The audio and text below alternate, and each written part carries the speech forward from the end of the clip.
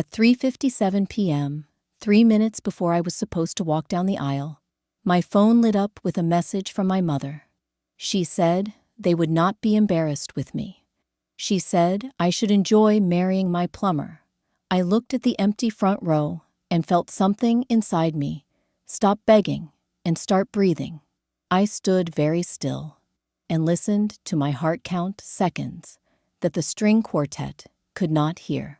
My name is Maya Hart. I am 30 years old and a senior analyst in Manhattan. My parents are Ethan and Marjorie Hart. They run Hart and Lowell Holdings, a real estate firm once valued near $240 million. We lived on the Upper East Side. We summered in East Hampton. Our dinner conversations sounded like quarterly calls. The lesson was simple. Presentation outranked oxygen. Shine mattered more than truth. Distance counted as poise. Feelings were a private expense. Olivia was the sun in our house, and I was the shadow that studied too much. On my 16th birthday, I received a $75 gift card tucked inside a tasteful card. 3 months later, Olivia turned 16, and a Porsche Boxster waited in our circular drive with a ribbon loud enough to be heard by the neighbors. My mother praised Olivia for her ease with people. My father called it promise. I learned to stand at the edge of photos and smile small. College drove the point in deeper. I took loans and 2 campus jobs because building character was my assignment. I shelved books at dawn and poured coffee at night. Olivia enrolled at NYU with a fully funded life. Tuition was covered. A Soho loft was secured for safety. My parents said freedom would help her network. I submitted forms and learned how to make $5 stretch until Friday. I graduated with honors and a quiet ache that no applause could cure. After school, I rented a walk up in Brooklyn Heights. I found a secondhand couch on a curb and carried it up with a neighbor. I grew basil in a chipped mug and called it a garden. The first paycheck felt like air. My life was not glossy, but it was mine. Family dinners felt like performance reviews. My updates were efficient. My mother asked about brand names. My father asked about contacts. I learned to keep my answers short and my back straight. On the morning of my wedding, my Uncle Dan met me outside the bridal suite with a small sealed envelope. He said my grandmother wanted me to have it today. The paper felt warm from his hand and heavier than it looked. I slid it into my clutch and told myself I would open it after the ceremony. I pressed my palm to the satin and felt a pulse of something I did not recognize. It felt like a hinge in the floor. Riverside Conservancy Gardens glowed in late afternoon light. Friends tied wildflowers to the chairs and checked the aisle runner twice. My dress was simple and clean. My best friend steadied my hands while I fixed a stubborn pin. 2 front row seats were reserved with my parents' names in a neat serif. I had texted them the week before and the day before. Their replies circled calendars and obligations. My chest learned a new weight, and my eyes learned a new stillness. A handler counted down from 10. The quartet held a sweet note in the air. I thought about the envelope and the way my grandmother used to touch my cheek, like truth was not a luxury. I thought about the 15 years I had spent trying to be easy to love.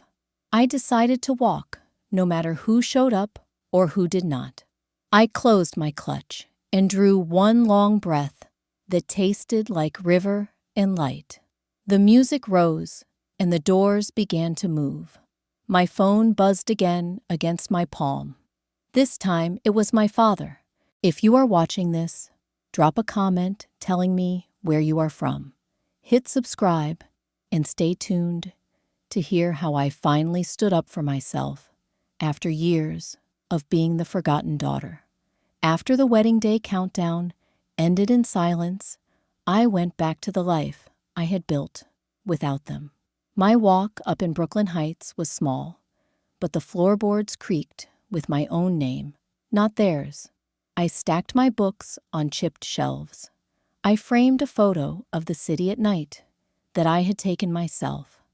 The basil in the mug leaned toward the sun, like proof that growth did not need permission. I was learning to stop auditioning for applause that never came. I celebrated small victories.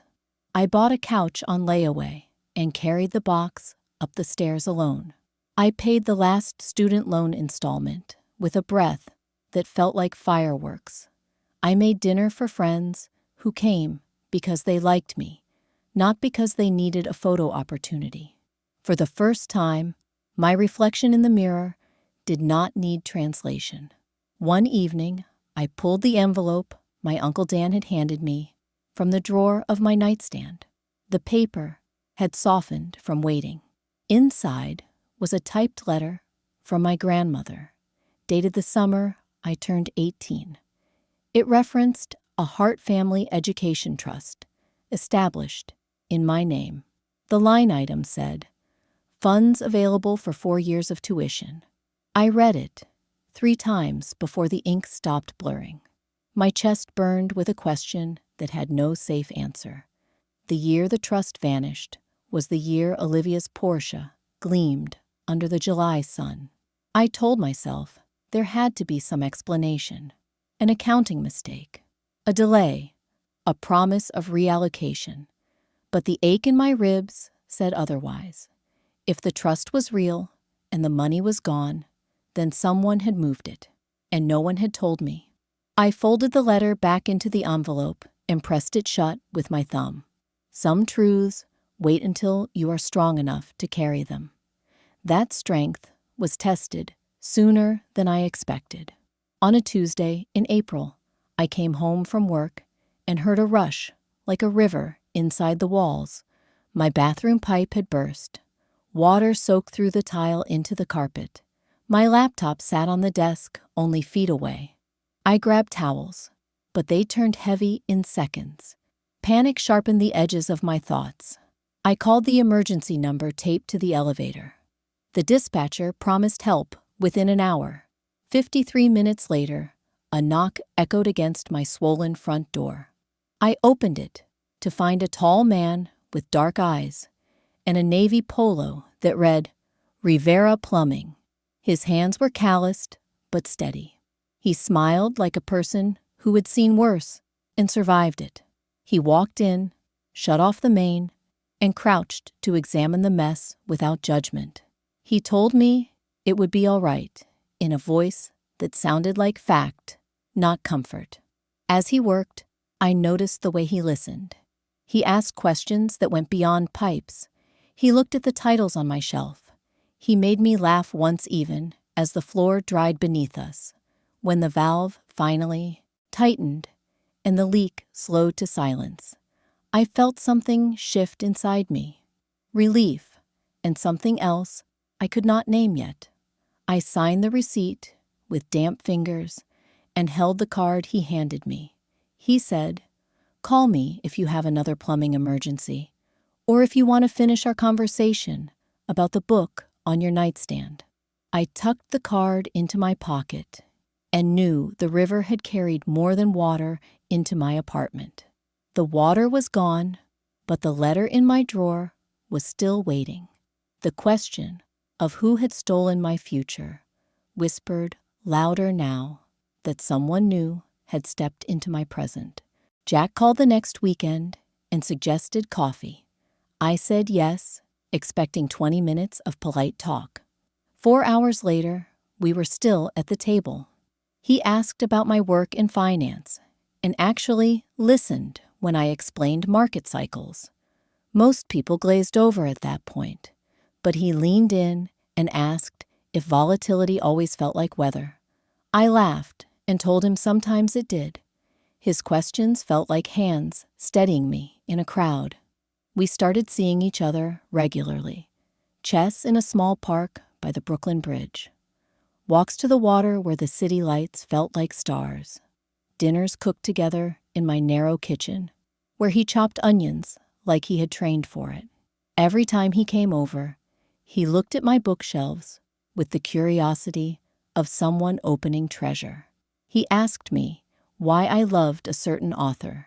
He showed me a novel his father had underlined in pencil and said the margin notes were the best part.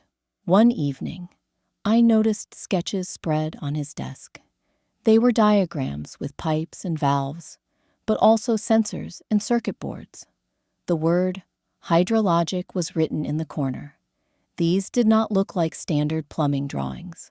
I touched the edge of one and asked him what it was.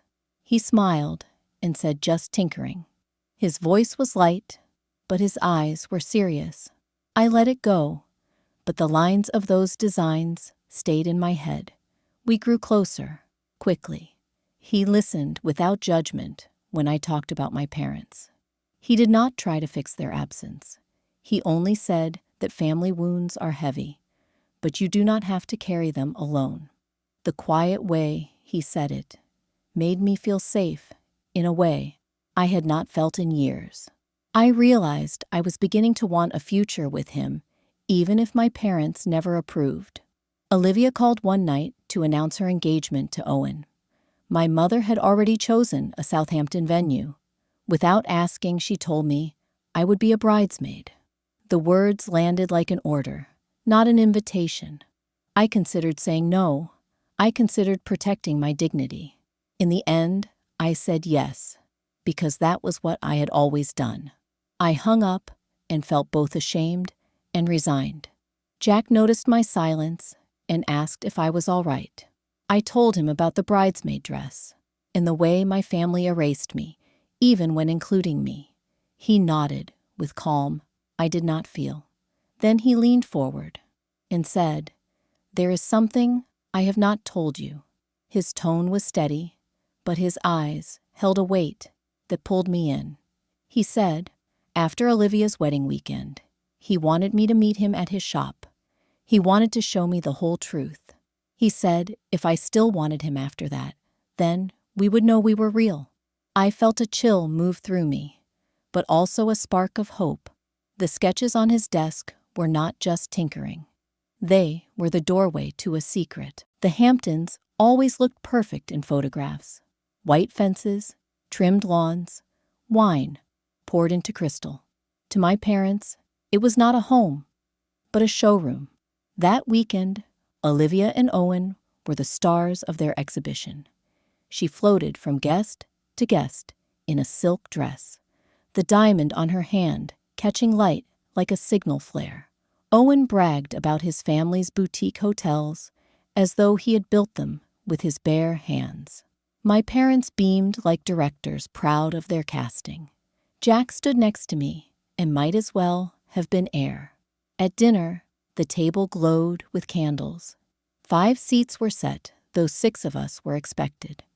My mother pretended to be surprised and told the staff to bring another chair from the kitchen. Jack smiled politely, as though the slight had not happened. My father raised a glass and said that marrying within your class was the key to a lasting partnership. Olivia leaned her head on Owen's shoulder, like she was posing for a magazine cover. I swallowed hard and tasted salt that had nothing to do with the ocean. Jack tried to join conversation more than once.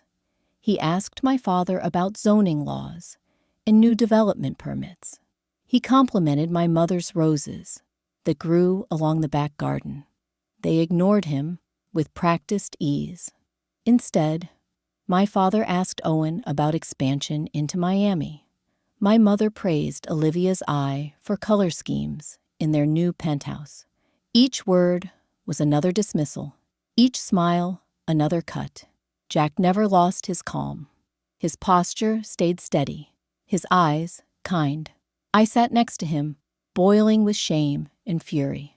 The next morning, Olivia handed me her bridesmaid dress, pale satin that shimmered like a net. I wanted to say no. I wanted to hand it back and tell her I would not play this role anymore. Instead, I put it on and stood beside her. Some will say it was loyalty. Some will say it was weakness. I felt the weight of self-betrayal as the cameras clicked. The satin held me in place, while my dignity slipped out the back door. That night, the beach stretched dark and endless. Jack walked beside me as the surf curled and broke. I told him I was sorry for dragging him into this circus. He placed his arm around me and said, "I never need to apologize for my parents.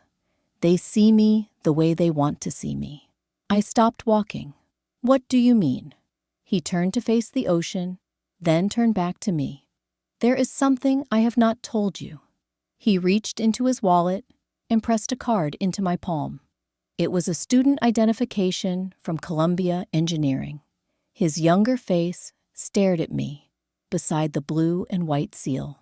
My breath caught. "You studied at Columbia." He nodded slowly. "I did not start as a plumber. I started as an engineer." The waves hissed across the sand, like a secret being carried away. The sketches on his desk, the calm confidence, the way he never tried to impress anyone. It all fit. He looked at me with steady eyes and said, "Meet me at my shop tomorrow at 8. If you still want me, after you know everything, then we will know we are real." I walked back to the house with the card clenched in my hand. Sleep would not come. At dawn, I was already dressed. By 7:55 the next morning, I was outside his shop, heart pounding louder than the traffic on the street. The shop sat on a quiet street in Queens. From the outside, it looked ordinary, just another small plumbing business with a faded sign and a van parked out front. Inside, it smelled faintly of copper and oil. Jack waited at a workbench covered in blueprints and journals. He looked nervous for the first time since I had known him. He told me he needed to explain everything. He began with his years at Columbia, where he had studied electrical engineering. He showed me his diploma tucked in a folder under the bench. After graduation, he worked in defense hardware, designing systems he no longer believed in. He described 80-hour weeks, windowless labs, and the creeping sense that his work was building walls instead of bridges. Then, his father became sick. Jack took a leave to help with the family plumbing business. He expected to return to corporate life once his father recovered, but something shifted. He liked the directness of the work. He liked solving immediate problems for real people. He liked walking into a house flooded with panic and leaving it calm. So when his father recovered, he stayed. He wore work boots and polo shirts, but his mind kept sketching. On the table, he spread out diagrams labeled Hydraologic. These were not dreams. They were working models of a residential water system that cut consumption by up to 60%. Smart valves tracked flow, sensors adjusted pressure, users changed nothing, yet households saved water and money. He had filed a provisional patent months earlier. I touched the pages and felt like I was holding the outline of a future. He showed me a term sheet from Harbor Peak Capital. $6.5 million offered if the city approved a municipal pilot. He had already installed prototypes in homes across Queens and Jersey. Feedback was strong. Adoption looked likely. Harbor Peak was waiting on the city vote. My chest tightened as I realized the man my parents mocked for unclogging toilets was building technology that could change how cities lived. Jack admitted he had not done this alone. Uncle Dan had introduced him quietly to city sustainability contacts. My uncle believed in potential, not pedigrees. He had been watching my back in ways I never knew. The thought made my eyes sting. Jack looked at me then, his expression steady but vulnerable. He said I had to understand why he never told me sooner. He wanted me to fall in love with Jack the plumber, not Jack the engineer or entrepreneur. He said if I could love him at his simplest, then everything else was real. I felt tears rise as I nodded. I had chosen him for his kindness long before I knew about his credentials. He asked me for one more promise. He did not want my parents to know yet. He wanted them to see him for who he was, not for the resume they craved. Could I keep the secret? I placed my hand over his and said yes. That night, we walked the High Line under strings of lights. He pulled a small box from his pocket and knelt on one knee. The ring was a sapphire, surrounded by diamonds he had designed himself. He said he wanted to spend his life with someone who valued character over status, in love over appearances. I said yes, with tears on my face. Later, I dialed my mother to share the news. The Riverside Conservancy gardens glowed with white lights woven through wooden beams. Wildflowers filled mason jars along the aisle. Friends straightened chairs and checked the playlist. I stood in my simple dress with lace at the hem and tried not to look at the front row. 2 seats carried the names of Ethan and Marjorie Hart in neat script. I had called them twice the night before. I had texted again that morning. The last reply was a single line. "We will not be embarrassed with you. Enjoy marrying your plumber." The quartet began to play. Guests rose. My throat locked. Then Uncle Dan stepped forward and offered his arm. He said my grandmother would want me to walk with pride. Tears blurred the petals in my bouquet, but I nodded. Together we walked down the aisle. Jack turned, his eyes wide and wet, and the ache in my chest broke into something brighter. The vows were personal and true. We promised kindness instead of status. We promised honesty instead of appearance. Friends cheered. Jack's parents clapped with hands that shook from joy. For a moment, I forgot the empty seats. Then my phone buzzed in my clutch.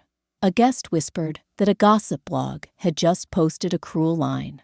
"Socialite weds handyman in discount garden." The source was a burner number tied to my mother's assistant. My stomach dropped. I looked at Jack. He smiled without knowing yet. Rage and pain fought inside me. I could have shouted the truth. I could have told every guest that my husband held patents and contracts worth millions. Instead, I made a different choice. I sent one photo to my parents. Jack laughing under a banner that read, "Hydraologic Systems Pilot Partner Celebration." Then I shut off my phone and placed it at the bottom of my bag. No further words, no explanations. Silence would be my answer. The reception carried on with dancing and toasts. Lisa toasted friendship that endures. Uncle Dan toasted courage. Jack's father spoke of honest work as the measure of a man. I swayed under string lights and felt free for the first time in years. No subtle insults, no comparisons, just joy and warmth. When the night ended, Jack and I drove north to a cabin in the Adirondacks. The air smelled of pine, and the lake lay still under moonlight. We hiked by day and cooked by firelight at night. We read books aloud and forgot the world. For 48 hours, the word plumber meant nothing more than the sound of water moving through a pipe. On the 3rd morning, Jack's phone rang. His face lit with sudden fire. The city council had fast-tracked the water efficiency bill. A vote was scheduled immediately. If it passed, Harbor Peak's $6.5 million funding would land, and Hydraologic would move to full production. I watched him clutch the phone with a grin so wide it cracked his calm. My heart pounded with his. The smear, the silence, the empty seats. None of it mattered compared to this. Yet, I knew the next call would not be from investors. It would be from my parents. News traveled fast. By noon on Monday, the vote had passed. Hydraologic won the municipal pilot. Harbor Peak wired $6.5 million into Jack's account. A trade journal splashed his face on their site with a headline that read, "From Wrench to Revolution." My husband, mocked as a handyman, was suddenly a name whispered in boardrooms. The call started that same day. My parents asked to meet for dinner at Harborview, their favorite restaurant overlooking the water. Jack and I agreed, but I carried a quiet armor with me. They arrived dressed in designer black, a bottle of champagne in hand, smiles too wide to be sincere. My mother gushed about our honeymoon. My father asked about distribution timelines. After shallow small talk, my father cleared his throat. He said Hydraologic could integrate with Hart and Lowell's Riverside Commons project. A partnership would benefit us all. I let him finish before I placed my fork down. I already knew something they did not. Hydraologic had been chosen as the showcase technology for a rival development team. That rival had beaten Hart and Lowell to the shortlist. My father's face tightened when I said it aloud. The words landed like stone on glass. He stammered that he had not heard. Jack nodded calmly and said investors believed it was the best path forward. The balance of power had shifted, and the old rules no longer applied. Later that night in our apartment, I pulled out the envelope from my clutch. I had opened it briefly weeks earlier, but now I unfolded every page. The education trust had been created in my name when I was a child. It was meant to pay for 4 years of tuition. The document showed a parental signature reassigning the funds to cover temporary liquidity needs. The same year, Olivia received her Boxster. The same year, our family gained a private club membership. My future had been traded for a car and cocktails. I felt sick. All the nights I had worked double shifts to pay for books. All the hours I believed I was not worth investing in. The truth stared back at me in black ink. I brought the papers to the next dinner. We sat across from my parents. My father talked about practical moves, about joining forces. I slid the letter across the table. My mother's hand shook as she read. Her face went pale. My father's jaw tightened. I told them I knew. I told them the trust was mine, and they had signed it away. Silence thickened the air. My father broke it by saying we were family and needed to be practical.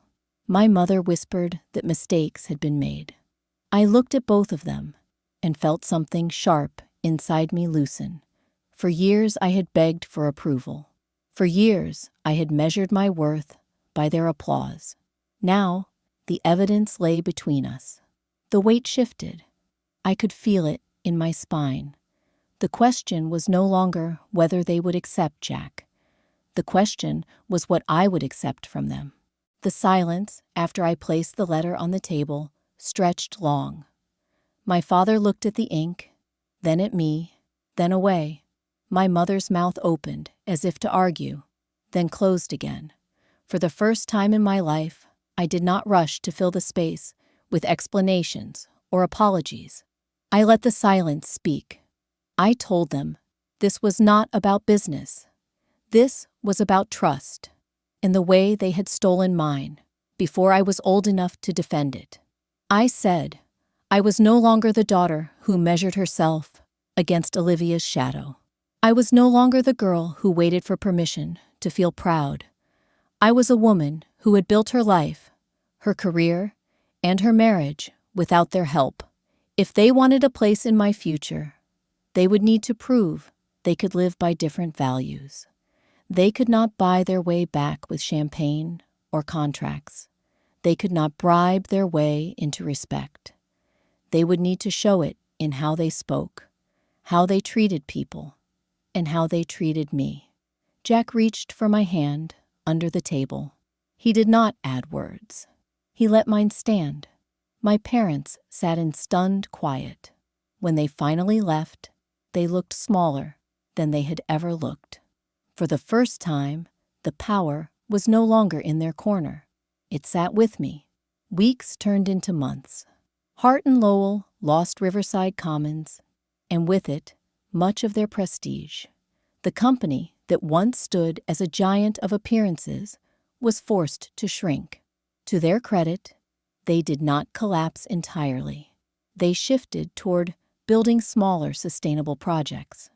They began speaking of affordable housing, words that once would have been beneath their vocabulary. Whether it was true change or only necessity, I could not yet tell, but it was different. Hydraologic surged forward. With the municipal contract secured and investors behind him, Jack expanded his team. He created apprenticeships for trade students, named after my grandmother, who had once tried to provide me with a future. Watching young workers step into the shop with tool belts and bright eyes filled me with a pride my parents had never given me. This was legacy. This was impact. Then, Olivia's life cracked open. Owen, the fiancé turned husband, who had been praised as perfect, was indicted for embezzlement and fraud. Headlines screamed about the hotel empire collapsing under lies. Olivia called me late one night, her voice shaking like glass. She asked if she could stay with me. I remembered every slight, every cruel whisper, every time she had basked in the spotlight while I stood in shadows. And then I remembered the look on her face when she was 16, opening the keys to a car she thought would prove she was loved. She had been raised under the same roof, shaped by the same values. I told her to come. She arrived with 2 suitcases and eyes swollen from tears. She slept in our guest room. She ate dinner at our table. She watched the way Jack and I shared decisions and listened when I told her no story is ever final. Slowly, she began to rebuild. She found work in marketing. She learned to stand on her own feet. We learned to be sisters without scoreboards. My parents could not hide from the scandal. Their names appeared in articles. Their ties to Owen examined. Their mansion was sold to cover settlements. When they visited us months later, they looked older, fragile in a way money could not disguise. They admitted they had been wrong. They admitted they had valued status over love. My mother's eyes filled with tears. As she said, she wanted to be the grandmother she had failed to be as a mother. My father said he wanted to learn how to measure worth differently. I did not forgive them that day. Forgiveness is not a gift handed over like a check. It is a practice.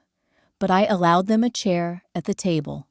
I allowed them the chance to prove, day by day, whether their words could grow into actions. And in time, through therapy, through consistent effort, they began to show a new shape. They learned to ask questions without judgment. They learned to sit in silence without control. 2 years later, when Jack and I announced we were expecting our first child, their joy was simple and real. No comparisons, no conditions, just joy. My mother held my hand and whispered that she wanted to be the kind of grandparent who loved without limits. My father promised to be present in ways he had never been before. For once, I believed them. Looking back, the rejection that once felt like a wound became the doorway to my freedom.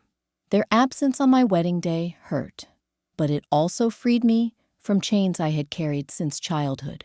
It forced me to define success on my own terms. It pushed me to see that love is not about optics or appearances, but about steady presence and honesty. If you have ever lived under the weight of family judgment, I want you to remember this. Sometimes the people who judge you most harshly are revealing their own limitations, not yours. You are not defined by the car you drive, the partner you choose, or the approval you never received. You are defined by the choices you make every day to honor your own worth. True peace does not come from winning their applause. It comes from choosing to live forward with love, with dignity, and with forgiveness when it is earned. Letting go of resentment does not mean excusing the past. It means refusing to let the past hold your future hostage. Life is too short to keep waiting for permission, to be proud. Love the people who stand beside you. Forgive those who stumble, but try to change. Release the hate that drains you. Step into the light of a future you build with your own hands. That is where real freedom lives.